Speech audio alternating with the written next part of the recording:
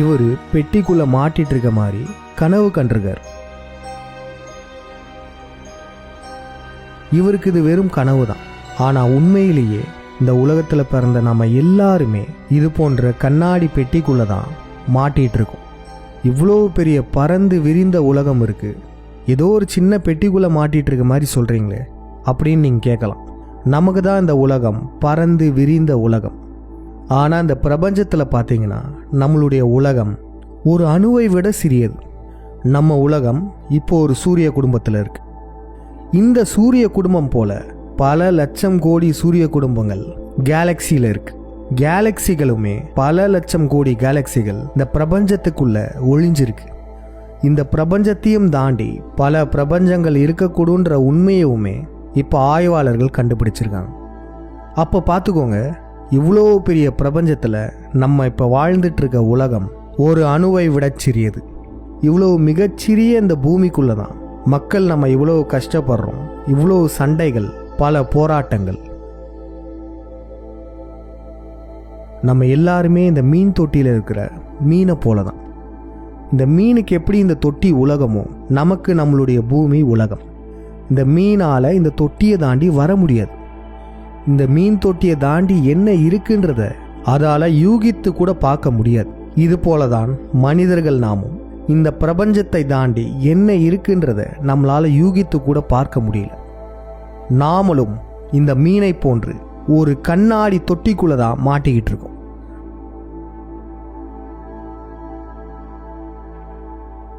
இப்போ எல்லாரும் உங்கள் கையை உத்து பாருங்களேன். கையில் என்ன தெரியுது? கை ரேகைகள் தெரியும். இந்த கையில் வேற என்னென்னலாம் இருக்கும்? நம்ம கண்ணுக்கே தெரியாத பல நுண்ணுயிர்கள் நம் கைக்குள்ளே இருக்கு. இப்போ உங்கள் கையில் இருக்க நுண்ணுயிர்களுக்கு உங்கள் கைதான் உலகம், நீங்கள் தான் அதற்கு பிரபஞ்சம். இப்போ இதை பாருங்க, நம் உடலில் உள்ள வெள்ளை அணுக்கள் கேன்சர் செல்லு கூட சண்டை போட்டுட்டு இருக்கு. கேன்சர் செல்லை சண்டை போட்டு எப்படி வீழ்த்துதுன்றதை பாருங்களேன்.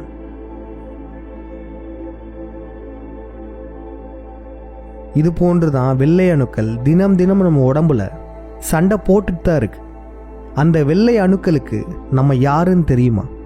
நம்மை தாண்டி வேற என்ன இருக்குன்றது அதால் புரிஞ்சுக்க முடியும்.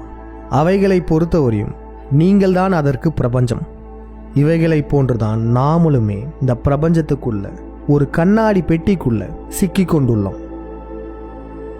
நாம ஒரு பெட்டிக்குள்ள மாட்டிட்டு இருந்தாலுமே அந்த பெட்டியை விட்டு வெளியே வர்றதுக்கான சாவியமே நம்ம கிட்ட தான் இருக்கு. அது என்னது?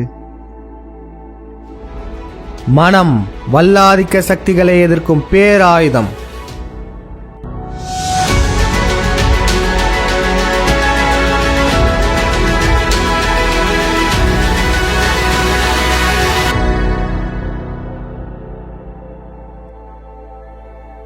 இந்த கண்ணாடி பெட்டியிலிருந்து நம்ம வெளியே வரணும்னா முதல்ல இந்த கண்ணாடி பெட்டி என்னதுன்றது நம்ம தெரிஞ்சுக்கணும்.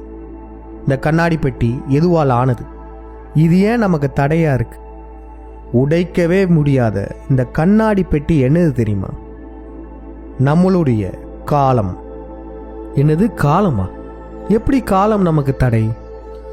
எல்லாருடைய வாழ்க்கையிலையுமே பல தடைகள் இருக்கே, எப்படி காலத்தை மட்டும் தடையா சொல்ல முடியும்?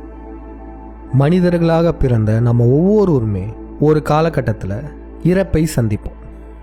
ஒரு குறிப்பிட்ட காலம் வரையும் தான் இந்த உலகத்தில் நம்மளால் வாழ முடியும்.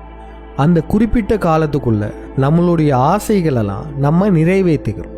அதுக்காக தான் தினம் தினம் மக்கள் நம்ம உழைக்கிறோம். நம்மளுடைய எல்லா தடைகளையுமே நம்மால் சரி செய்ய முடியும். ஆனால் இந்த காலத்தை மட்டும் நம்மளால் கண்ட்ரோல் பண்ணவே முடியாது. நம்மளுடைய கடந்த காலத்தில் நடந்த ஒரு விடயத்தை நம்மளால் மாற்றவும் முடியாது. நம்மளுடைய எதிர்காலம் என்னன்றதையும் நம்மளால் கண்டுபிடிக்க முடியாது. இருக்கிற ஒரே வழி நம்ம நிகழ்காலத்தில் வாழ்கிறது தான். இப்போ நம்ம சூரிய குடும்பத்துக்குள்ளே இருக்கோம்ல, இந்த சூரிய குடும்பத்தை கடப்பதற்கு நமக்கு பல ஒளியாண்டுகள் தேவைப்படும். அப்போனா பார்த்துக்கோங்க, இந்த பிரபஞ்சத்தெல்லாம் கடந்து போகிறதுக்கு எத்தனை லட்சம் ஆண்டுகள் தேவைப்படும். அப்போ இந்த காலம் என்னும் இந்த கண்ணாடி பெட்டியை நாம் கடப்பதற்கு ஒரே வழி இந்த காலத்தை கட்டுக்குள் வைத்திருப்பது. கால பயணம்.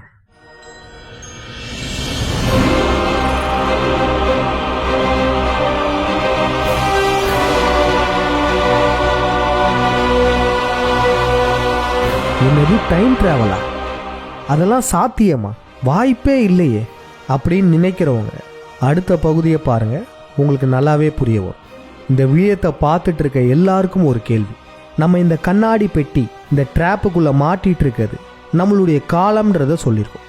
ஆனால் உண்மையிலேயே பார்த்தீங்கன்னா இந்த கண்ணாடி பெட்டி வெறும் காலத்தால் ஆனது மட்டுமல்ல, காலத்தை போன்று இன்னும் ஒரு முக்கியமான விடயம் இருக்கு. அது என்ன தடை? இந்த கேள்வியை அனைவரும் சிந்தித்து பாருங்கள். இந்த கேள்விக்கான பதில் அடுத்த எபிசோடில் சொல்லுவோம். இப்போ எல்லாருக்கும் ஒரு நடைமுறை பயிற்சி. உங்களுடைய மொபைல் ஃபோனில் சரியாக 10 நிமிடங்கள் அலாரம் வைத்து கொள்ளுங்கள். அலாரம் வச்சுட்டு என்ன பண்ணுறீங்கன்னா, அந்த 10 நிமிடமும் இணையதளத்தில் யூடியூப்பாக இருக்கட்டும், ஃபேஸ்புக்காக இருக்கட்டும், இன்ஸ்டாகிராம் இல்லை ட்விட்டர் எதுவாக வேணா இருக்கட்டும், இணையதளத்தில் இருக்கணும். ஏதாச்சும் ஷார்ட்ஸ் அண்ட் ரீல்ஸ் பார்த்துட்ருங்க. சரியாக அந்த 10 நிமிடம் பார்க்கணும். அலாரம் அடிக்கிற வரையுமே நீங்கள் எது வேணால் பார்க்கலாம். ஷார்ட்ஸ் அண்ட் ரீல்ஸு பார்த்துக்கிட்டே இருங்க. இப்போ இதுக்கப்புறம் என்ன பண்ணுறீங்கன்னா, திருப்பியும் ஒரு 10 நிமிடம் அலாரம் வச்சு எதையும் பார்க்காமல் செல்லை ஓரமாக வச்சு சும்மா இருக்கணும். அமைதியாக உட்காந்துருக்கீங்க, கண்ணை திறந்தே உட்காந்துருக்கலாம். இப்போ இந்த 2 செயலை செய்யும்போது உங்களுடைய அனுபவம் எப்படி இருந்துச்சுன்றதை குறித்து வச்சுக்கோங்க. மீண்டும் அடுத்த விழத்தில் சந்திப்போம். நன்றி, வணக்கம்.